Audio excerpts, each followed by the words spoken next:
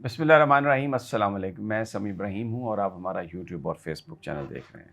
آج میں ایک بڑے اہم ایشو پر ابھی آپ سے بات کروں گا۔ ایک بریفنگ ہوئی ہے 3 گھنٹے کی راولپنڈی میں، اور پاک فوج کے ترجمان نے یہ بریفنگ دی ہے۔ جو آج شہباز شریف کی سٹیٹمنٹ ہے، جو کہ اکانومی الحمدللہ ٹھیک ہو گئی ہے اور مہنگائی اب آنے والی ہے، یہ بہت بڑا ہمیں تضاد نظر آ رہا ہے۔ یہ شہباز شریف نے جو بات کی ہے، یہ اس بریفنگ کے بالکل برعکس ہے جو یہ ہوئی ہے، اور جس کی میں آپ کو ساری تفصیلات ابھی میں بتانے لگا ہوں۔ لیکن آغاز میں نے یہ بات اس لیے کی ہے، اور یہ میں نے سوال بھی بہت سارے اسی لیے لوگوں سے کیے، کیونکہ حکومت کی طرف سے مسلسل یہ آ رہا ہے کہ مہنگائی ختم ہو گئی ہے، نہیں کہ اکانومی کے چیلنجز ختم ہو گئے ہیں، اکانومی سے سمت جانے لگ گئی ہے، اور بس اب صرف مہنگائی ختم کریں۔ لیکن بریفنگ کی ہے وہ صورتحال سے بالکل مختلف ہے۔ تو میں بتاتا ہوں آپ کو،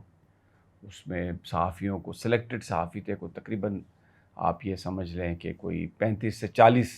صحافی تھے، اور دوسرے شہروں سے بھی آئے ہوئے تھے۔ ہم لوگ تو اس میں شامل نہیں تھے،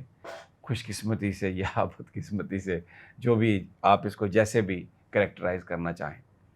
لیکن میں نے بہت سارے لوگوں سے بات کی جو پارٹیسپینٹس تھے، کیونکہ میں جاننا چاہ رہا تھا کہ یہ پریس بریفنگ کس حوالے سے ہوئی، اس میں کیا باتیں ہوئیں، اور کیا پاک فوج کے ترجمان کیا سوچ رہے ہیں۔ تو اور مختلف جو اس وقت پاکستان کے اندر سوالات ہیں، سب سے بڑا سوال عمران خان کا ہے، پھر ایک بڑا سوال فوجی آپریشن کا ہے، بڑا سوال اس موجودہ جو سیٹ اپ ہے اس کے تسلسل کے حوالے سے ہے، الیکشن میں بڑا سوال یہ ہے کہ جو بے قاعدگیاں، بے ضابطگیاں ہوئیں، فارم 47، فارم 45، فوج اس کے حوالے سے کیا سوچتی ہے۔ یہ بھی کہتی ہے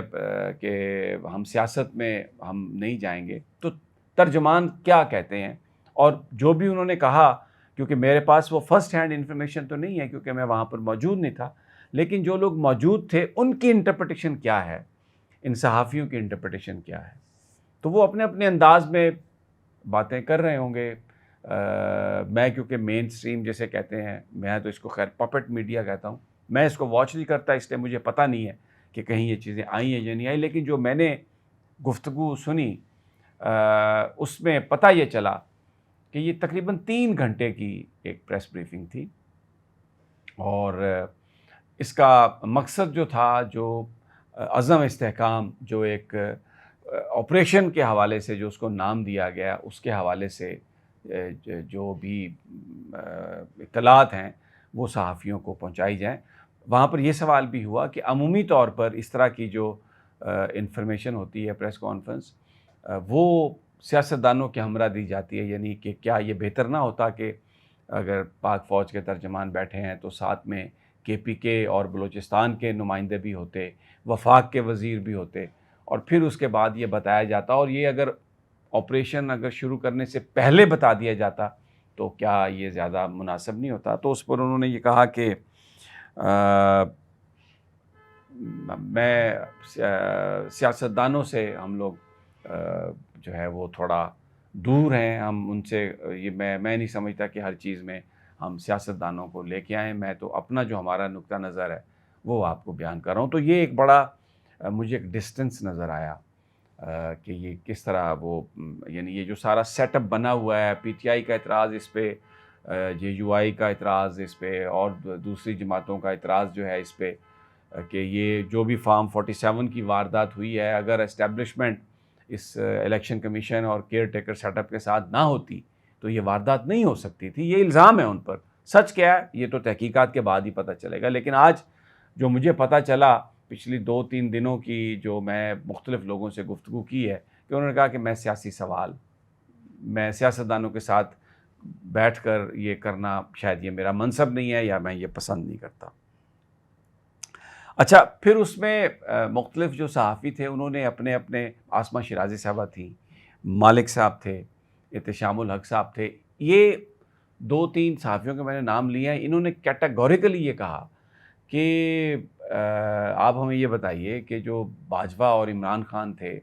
انہوں نے افغانستان کے ساتھ گفتگو کی، وہاں سے یہ لوگوں کو انہوں نے وہ لے کے آئے، تو آپ وہ کتنے لوگ آئے تھے، وہ کہاں ٹھہرے ہوئے ہیں؟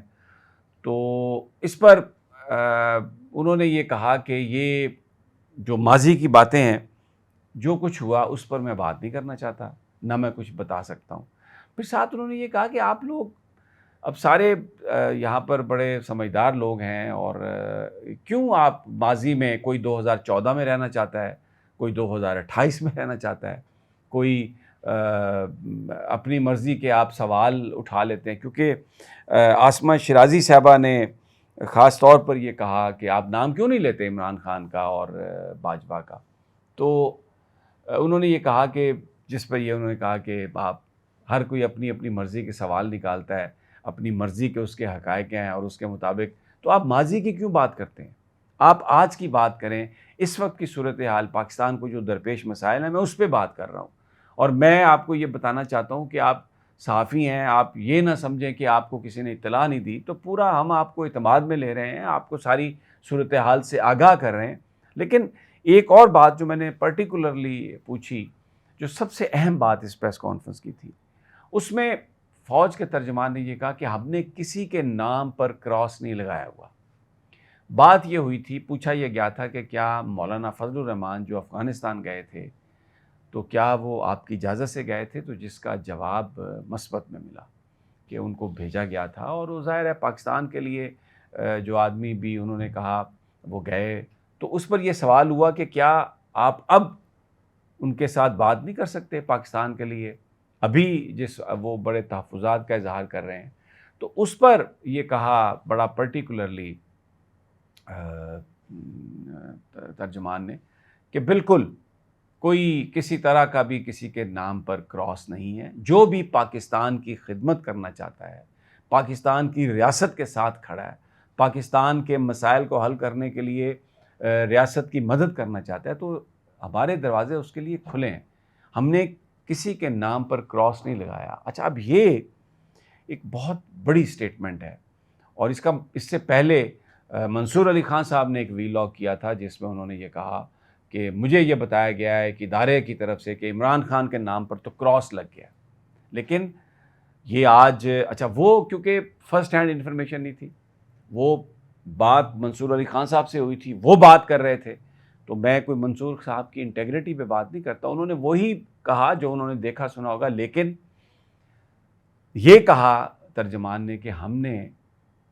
کسی پر کراس نہیں لگایا، تو میں یہ اخذ کر سکتا ہوں کہ پھر کراس لگانے والا ادارہ عمران خان کے نام پر، اب یہ جو 2 دن پہلے بریفنگ ہوئی ہے اس میں فوج نہیں ہے، فوج نے عمران خان کے نام پر کراس نہیں لگایا،